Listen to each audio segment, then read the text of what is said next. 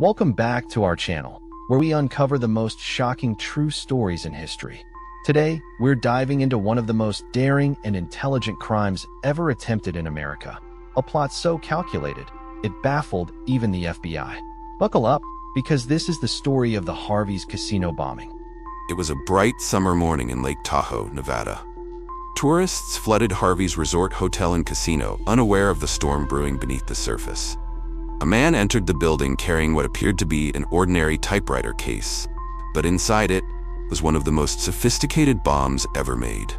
And it had one purpose: to hold an entire casino hostage. Dressed in a gray suit and dark sunglasses, the man calmly wheeled the case into the hotel lobby. No one suspected a thing. He looked like any other businessman. He took the elevator up to the second floor and entered an empty office. There, he opened the case and revealed the horror inside: a bomb with switches, wires, and deadly precision. He left a note and walked out silently. The note was addressed to hotel management and read like a twisted riddle. It demanded $3 million in cash, small, unmarked bills, to be delivered within hours. It warned that any tampering would result in an explosion capable of leveling the entire building. The letter wasn't just threatening, it was taunting. It was signed, John Burgess.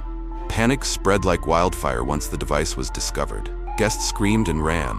Staff dropped everything and sirens blared through the halls. Local police sealed off the area, evacuating the entire hotel and nearby streets. Experts who arrived on the scene were stunned at the sight. This wasn't an ordinary bomb, it was a machine of genius. The bomb was made of steel, with multiple triggering mechanisms. There were mercury tilt switches, motion sensors, and anti-handling devices, all rigged to explode if touched wrong. Even the FBI and military bomb experts were baffled by its design. The machine was bolted into the office floor, making removal impossible. The message was clear: pay up or lose everything. John Burgess was no ordinary criminal. An immigrant from Hungary, he had once been a skilled pilot and a businessman. But after losing everything at the same casino he now threatened, his life spiraled into revenge. Fueled by obsession, he spent years building the bomb in secret. This wasn't just about money, it was personal. The case was now in federal hands. The FBI bomb squad, led by top experts, arrived to assess the device.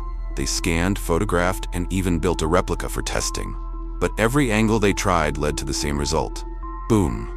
The device was flawless, terrifyingly flawless. The FBI debated their options: pay the ransom or risk hundreds of lives. But the casino refused to give in to terrorist demands. With no one willing to pay, the bomb sat ticking in the empty office. Every hour that passed increased the pressure. Everyone knew one wrong move could flatten the entire resort. While authorities scrambled, John Burgess vanished. He had planned his escape, disappearing into the mountains. Police searched high and low, but he left no digital trace, no cameras, no witnesses. Like a ghost, he watched the chaos unfold from afar. The man behind the bomb had vanished like smoke. Top military engineers flew in to study the bomb. They built mock-ups and simulations to test how it could be disarmed. One by one, their theories failed. The device was always one step ahead. The more they studied it, the more they feared it. It was, without question, the most complex bomb they'd ever seen. Lake Tahoe went into lockdown. Businesses shut down, highways were sealed, and helicopters hovered above. The local economy froze as tourists fled in droves. News spread like wildfire. Harvey's was a ticking death trap. The entire region held its breath. The story made national headlines. Bomb threat at Lake Tahoe Casino screamed across newspapers and TV screens. Journalists camped outside the barricades, hungry for updates. Every press briefing became a media spectacle. But behind the scenes, the FBI was desperate.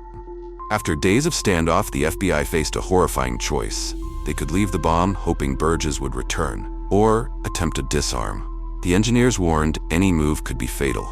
But time was up. The order came down: disarm the device. In a sealed chamber, technicians suited up, robotic arms reached into the case. The room was silent, every breath held.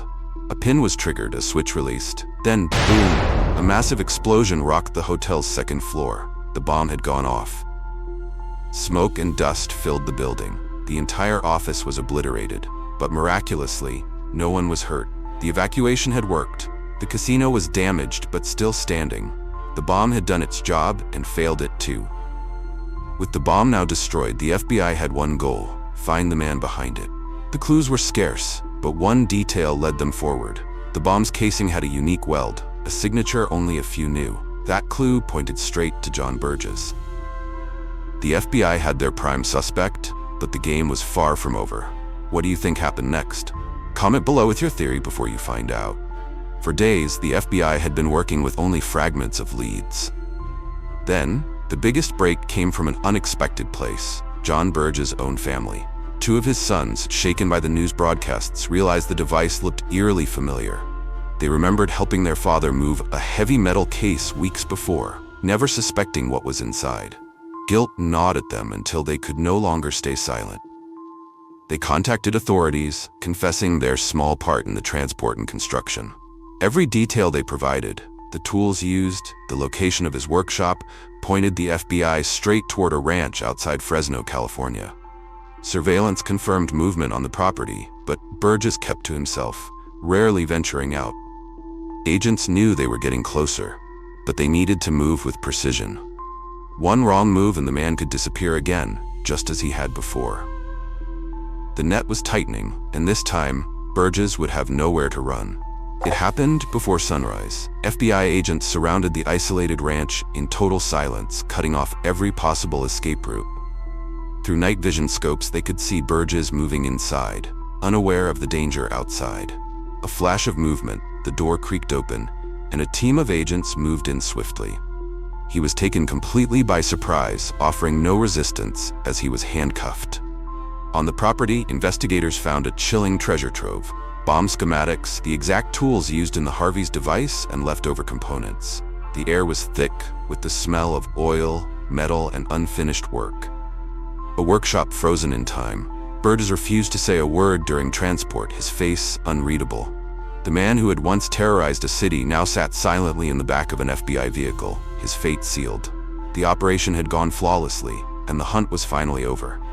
The trial became a national spectacle, with every seat in the courtroom filled. Prosecutors meticulously laid out the timeline, from Burgess' financial ruin to his years of preparation, to the day he walked into Harvey's with the deadly case. They displayed photographs of the device, diagrams of its triggers, and footage of the destruction it caused. Witness after witness testified, including engineers who called it the most sophisticated homemade bomb they had ever encountered. Burgess sat in the defendant's chair, impassive, never flinching at the words used against him. His sons gave emotional testimony, describing their regret and the moment they realized the truth. The defense had little to work with. The evidence was overwhelming. When the verdict came, the room was silent. Guilty on all counts. The judge's voice echoed as he sentenced Burgess to life in prison without the possibility of parole. Justice, at last, had caught up with him. The Harvey's bombing didn't fade into memory. It became a permanent case study for law enforcement. FBI manuals began including detailed analysis of the device, ensuring future bomb technicians would never be unprepared for such ingenuity. Engineering departments at universities dissected its design, not to glorify Burgess, but to understand the complexity of his mind. For many in Lake Tahoe, however, the technical marvel meant little. The emotional scars ran far deeper than the physical damage to the casino. Even years later, the mention of the bomb could silence a crowded room. It had changed how locals viewed strangers, how hotels handled threats, and how the community trusted outsiders. The fear Burgess planted had a long life, lingering far beyond his arrest. His creation had not just threatened a building, it had rewired the psyche of an entire region. In the months after the explosion, Harvey's resort hotel worked tirelessly to rebuild. Construction crews labored day and night, repairing the second floor and restoring the casino's grandeur. Tourists began to return, but for many, the memories of evacuation and panic were impossible to shake. Employees who had been there on that fateful day often avoided the rebuilt office entirely, unable to face the ghosts of that morning. Management quietly changed some of the building's layout, removing reminders of where the device had been bolted into the floor. For the community, the reopening symbolized resilience, proof that they had survived the worst. Yet, beneath the celebrations, an unspoken truth remained. The threat, could have been so much worse. If not for quick evacuations, Lake Tahoe might have been remembered for a tragedy on an unimaginable scale. The new walls gleamed, but the shadow of the past never truly faded. Inside prison walls, John Burgess quickly became a figure of fascination. Inmates whispered about his crime, some in awe of his intellect, others repulsed by his ruthlessness. Guards described him as cold, disciplined, and calculating, a man who carried himself like he was still in control. He never spoke about the bombing, never expressed regret, and never admitted guilt. To him, it seemed, the act was justified, a personal vendetta carried out to perfection. Psychologists who studied his case noted his obsessive nature and inability to accept loss. He spent much of his time in the prison workshop, fashioning small mechanical objects, but nothing resembling the deadly genius of his past. Over the years, his name became less a person and more a legend, a cautionary tale told to rookies in law enforcement. The mastermind was caged, but the mind behind the crime still ticked silently in the background. For the Burgess family, life after the arrest was a slow-motion collapse. His sons, though spared criminal charges, carried the burden of public judgment. Former friends avoided them, employers hesitated to hire them, and whispers followed them wherever they went. The knowledge that they had, however unknowingly, assisted in one of the infamous bomb threats in American history was an unbearable weight. They relocated multiple times, trying to start fresh, remile in, but the story always caught up. In private moments, they wondered if they could have stopped their father earlier, if they had just questioned the strange projects in his workshop. The guilt didn't fade with time, it deepened. For them, the Harvey's bombing wasn't just a headline. It was a wound that never closed. Their lives, like the casino, had been forever altered by John Burgess' obsession.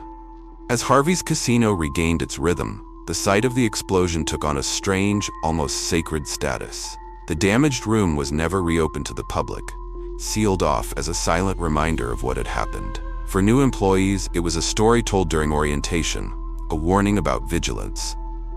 Guests who knew the history sometimes asked to see the infamous location, but were politely turned away.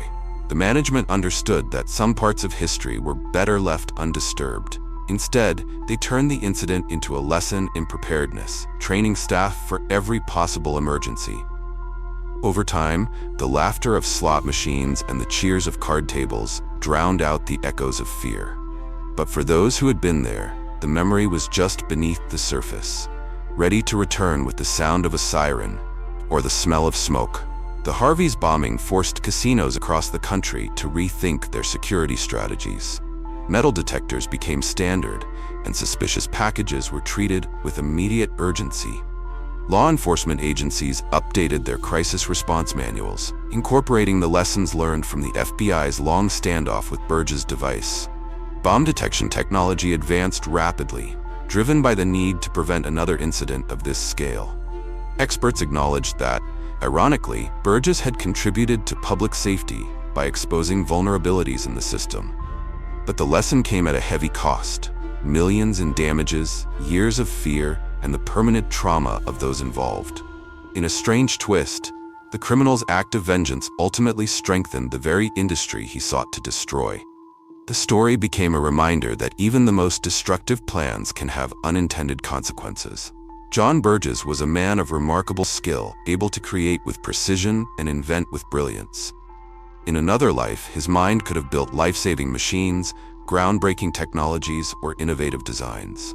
Instead, he chose a path of bitterness and revenge, channeling his gifts into an instrument of terror. His crime shocked a nation, but it also condemned him to a lifetime of isolation, remembered only for the fear he caused. The Harvey's bombing stands as a monument to wasted potential, a genius mind used in service of destruction rather than progress. For all his cunning, Burgess achieved nothing lasting except his own downfall. In the end, the most sophisticated bomb in American history didn't change the world.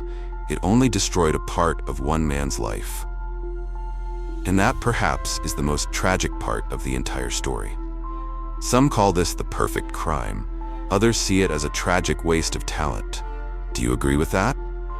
Share your thoughts in the comments.